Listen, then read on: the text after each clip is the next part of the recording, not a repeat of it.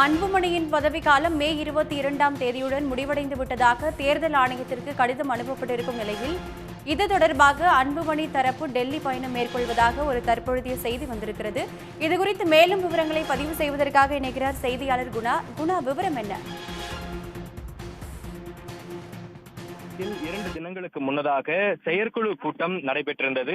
அந்த செயற்குழு கூட்டம் செல்லாது என அன்புமணி தரப்பு ஏற்கனவே தேர்தல் அன்புமணி தரப்பில் நடைபெற்றிருக்கக்கூடிய ஆலோசனை கூட்டத்தில் தீர்மானமாக நிறைவேற்றப்பட்டிருந்தது.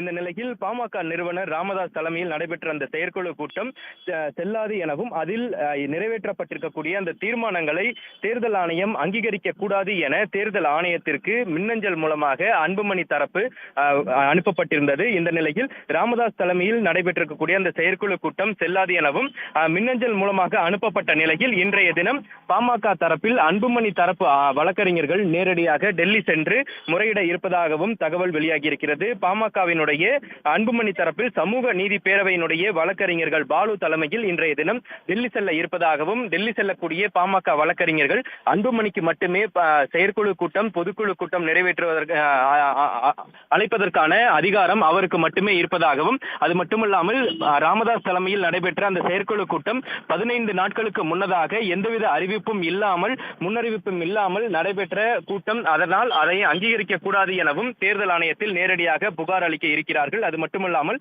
தலைவர் பொதுச் செயலாளர் பங்கேற்காத அந்த செயற்குழு கூட்டத்தை அங்கீகரிக்க கூடாது எனவும் அந்த கடிதத்தில் தெரிவிக்கப்பட இருப்பதாகவும் தகவல் வெளியாகி இருக்கிறது. அது மட்டுமல்லாமல் செயற்குழு கூட்டத்தினை பொதுக்குழு கூட்டத்தினை கூட்டுவதற்குண்டான முழு அதிகாரமும் அன்புமணி தரப்புக்கு மட்டுமே இருக்கிறது. அது மட்டுமல்லாமல் ராமதாஸ் ஏற்கனவே அன்புமணி ராமதாஸை கட்சியிலிருந்து நீக்குவது தொடர்பான அறிவிப்பும் வெளியிட்டிருந்த நிலையில் நிர்வாக குழு கூட்டத்தில் அன்புமணி பெயரும் இல்லை என்பதும் குறிப்பிடத்தக்கது. இந்த நிலையில் தான் இன்றைய தினம் தேர்தல் ஆணையத்தில் தனக்கு மட்டுமே அதிகாரம் இருப்பதாக அன்புமணி தரப்பில் தேர்தல் ஆணையத்திற்கு நேரடியாக சென்று புகாரினை அளிக்க இருக்கிறார்கள். குணசேகரன், உங்கள் கூடுதல் விவரங்களுக்கு நன்றி. உடனுக்குடன் செய்திகளை தெரிந்து கொள்ள சன் நியூஸ் பெல் ஐகானை கிளிக் பண்ணுங்க.